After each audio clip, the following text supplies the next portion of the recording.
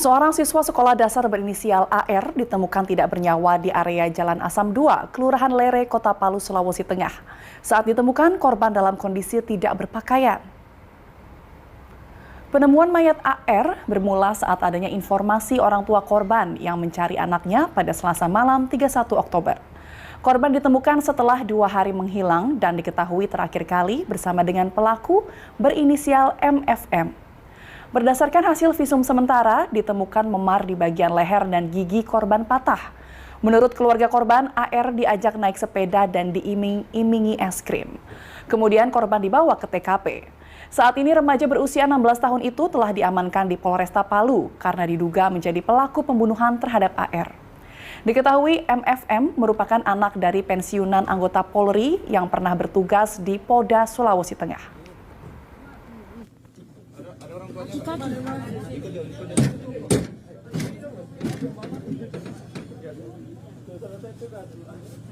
Untuk mengetahui perkembangan kasus bocah tewas di tangan remaja berusia 16 tahun tersebut, sudah bergabung melalui sambungan telekonferensi Kasat Reskrim Polresta Palu, AKP Ferdinand Esau Numeri. Selamat siang, Pak Ferdi. Bagaimana sebenarnya kronologi dari kasus ini? Selamat siang, Mbak Puja.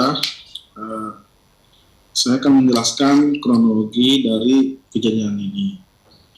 Mungkin saya ralat tadi di berita disampaikan 2 hari. Sebenarnya tidak.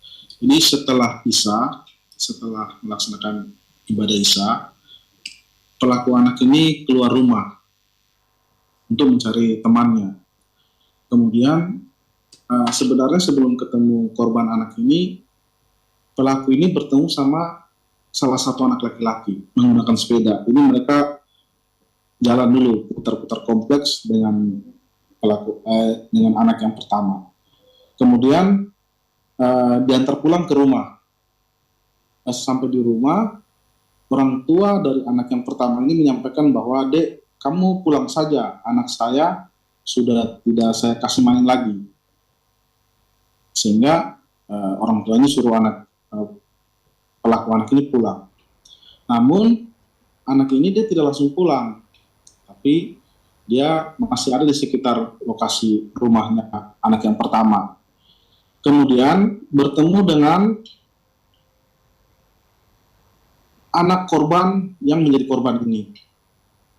Anak korban ini keluar untuk melakukan pengajian. Kemudian yang bersangkutan ini mengajak anak tersebut, "Ayo dek, kita pergi main stick." Jadi di Kota Palu itu anak-anak ada di sini sering bermain stick es krim. Ayo kita pergi bermain stick es krim. Kemudian mereka berboncengan dengan korban anak. Sesampai di TKP di Jalan Rusak, mereka berdua ini terjatuh, kecelakaan, berjatuh sama-sama dengan sepeda. Nah, waktu jatuh dengan sepeda itu, korban ini menyampaikan kepada pelaku, kalau dengan bahasa Palu itu, "Nambongo kau naik sepeda," artinya bodoh kau naik sepeda.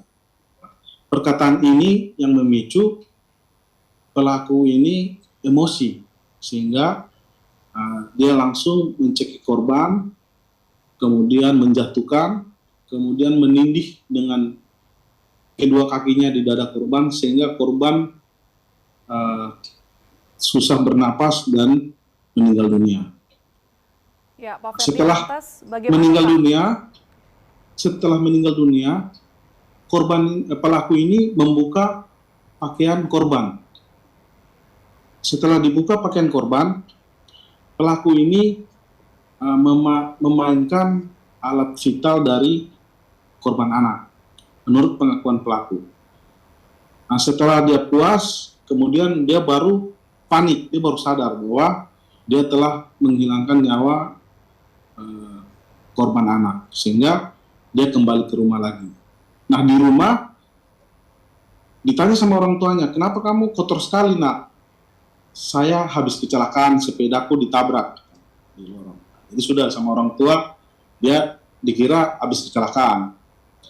Berjalannya waktu, orang tua dari korban anak ini mulai cemas karena sudah pukul 8, biasanya anak ini sudah pulang mengaji, ini belum pulang. Ya. Sehingga orang tua dari korban ini mulai mencari di sekitar rumah. Ya, Pak Ferdi, lantas Didapatlah bagaimana Pak perkembangan kasus ini? Apakah terduga pelaku telah ditetapkan sebagai tersangka?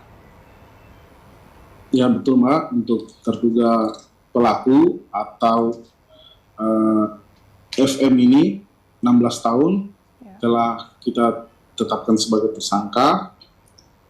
Untuk pasal yang disangkakan itu pasal 80 ayat 3 junto pasal 76C Undang-Undang Nomor 35 Tahun 2014, yaitu perlindungan hukum terhadap kekerasan kepada anak di bawah umur, junto Undang-Undang Nomor 11 Tahun 2012 tentang sistem peradilan pidana anak, karena yang bersangkutan ini pelaku juga sebagai anak.